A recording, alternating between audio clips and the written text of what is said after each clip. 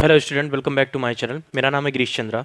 तो आज का यहाँ पे हमारा जो टॉपिक होने वाला है, one of the best topic होने वाला है। टेक्नोमेट्रिक के कोऑर्डिनेट्स के बारे में हम यहाँ पे बात करने वाले हैं। यानी कि हम चतुर्थांश के नियम पूरी डिटेल से पढ़ने वाले हैं।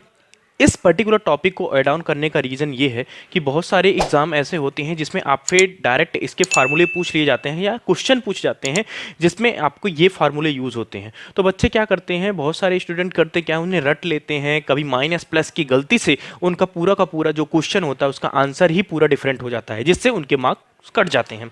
यहाँ पे मैं आपको एक सिंपली एक प्रोसेस बताऊंगा, एक तरीका बताऊंगा जिसमें आपको एक भी सिंगल फार्मूला रटना नहीं है।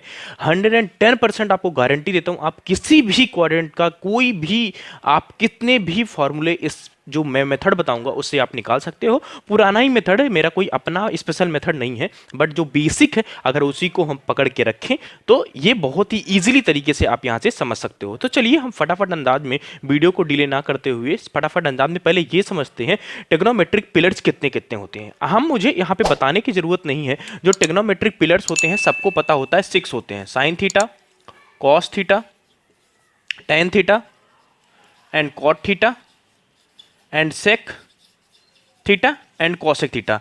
ये 6 पिलर्स हैं जो पूरी की पूरी टेक्नोमेट्री इन पे डिपेंड करती है। इतना तो सबको पता होगा, ये बहुत ही बेसिक है।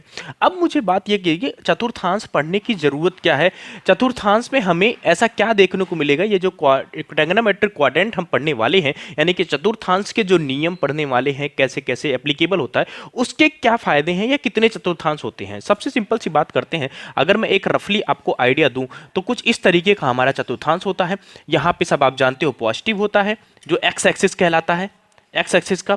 यहाँ पे वाई एक्सिस का पॉजिटिव कहलाता है, इतना सबको पता ही होगा। और ये निगेटिव टर्म होती है और यहाँ पे भी निगेटिव टर्म होती है।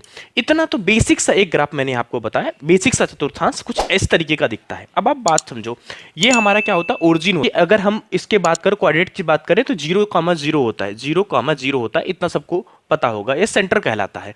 तो यहाँ पे किसी भी नंबर से आप रिप्रेजेंट कर, किसी भी अल्फाबेट से आप रिप्रेजेंट कर सकते हो। तो यहाँ पे बेसिकली इसे ओ से रिप्रेजेंट किया जाता है, क्योंकि इसे बोलते हैं ओरिजिन, बोलते हैं केंद्र, जिसका मतलब होता है। अब आप यहाँ पे ध्यान से चीजें समझो। देखो, चतुर्थांश बेसिकली मैंने बोला ये कुछ इस तरीके का दिखता है। चतुर्थांश होते कितने हैं? चतुर्थांश होते हैं हमारे 4।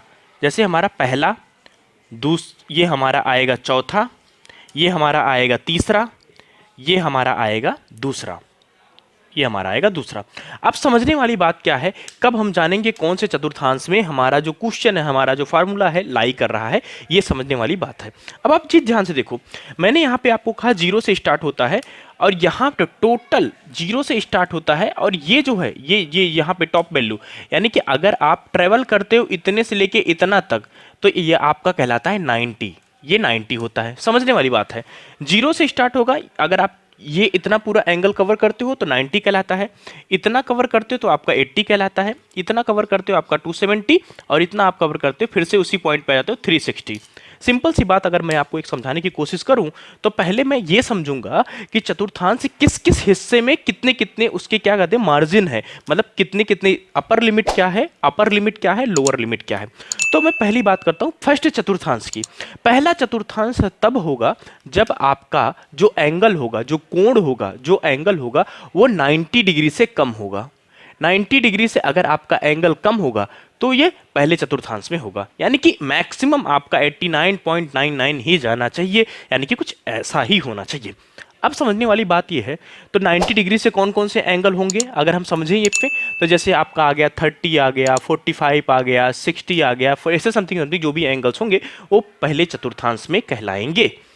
सेकंड चतुर्थांश की बात करते हैं। सेकंड चतुर्थांश ये कहता है भैया जो थीटा की वैल्यू होनी चाहिए, जो थीटा की वैल्यू होनी चाहिए वो 90 से तो ज्यादा होनी चाहिए, यानी कि 90 से कितनी ज्यादा होनी चाहिए, 91, 90.5 कुछ भी होनी चाहिए, लेकिन परंतु 180 से कम होनी चाहिए। 180 तक नहीं पहुंचनी चाहिए, 180 से बिल्कुल कम ही होनी चाहिए। 90 से बड़ी हो लेकिन 180 से क्या होनी चाहिए, कम होनी चाहिए। आई होप आपको ये चीज समझ में आई होगी। अब जैसे 90 हो गई तो यहां पे बात करते हैं मेजरली क्या होता है, 120।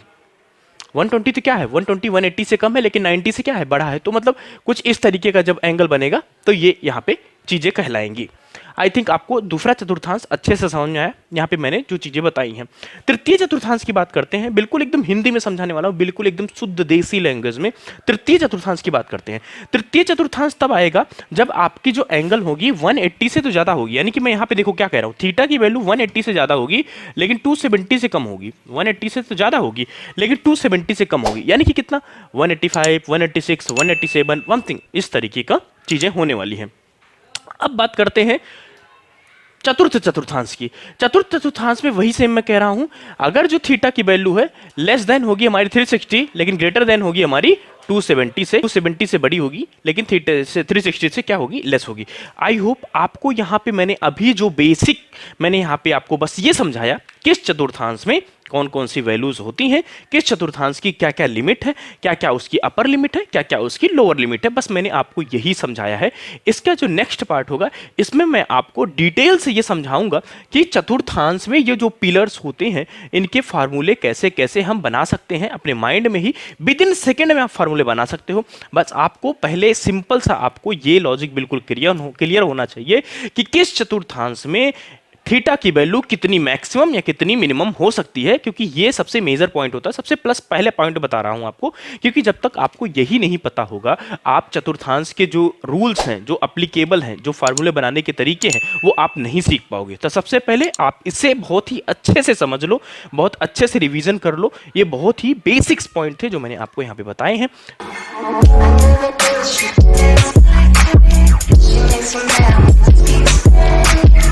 ¿Cómo se llama?